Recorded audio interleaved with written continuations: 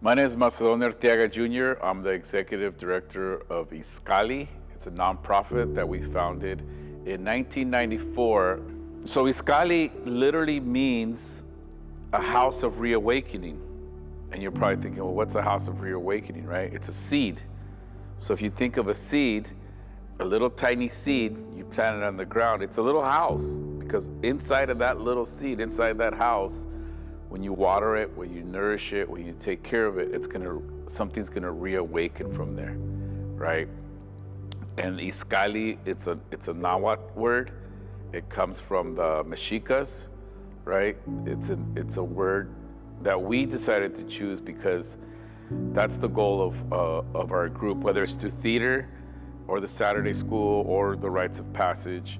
We're planting a seed. We're planting a seed. Not too many things have changed since we've gotten out of college.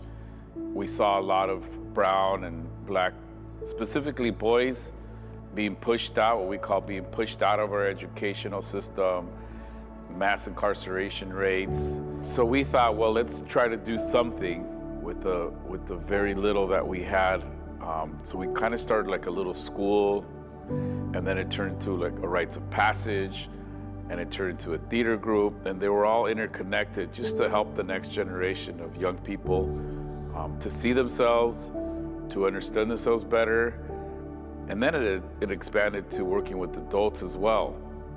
I think for the work that we've done, we have been able to model it to enough adults in positions of power that there is a shift. There's a shift in San Diego to say, you know what? Let's not suspend these young people. Let's look at alternatives. Let's get creative. Let's talk to some of these guys in the circle who really were not supposed to, quote unquote, succeed, right? Or make it out of high school, and they have. What worked for them? How did the circle impact them? How do we start doing things out of the box? That's the hope that I have. I know we've influenced enough adults in positions of power that can start making some changes on how we respond to young people who have trauma. It gives me a lot of hope. And the other hope that I have as well is the young people that have grown up in the circle that are older now and are doing some pretty amazing things, running their own circles, supporting other young people, just watching that ripple effect. That's hope. That gives me a lot of hope right there. When a foundation like this reaches out and sees you, right? Man, all the hard work you've done for years and years, you just kind of feel like, man, you feel like this relief, right? I almost feel like crying. Like, you feel like this incredible relief, man, because it's not easy work.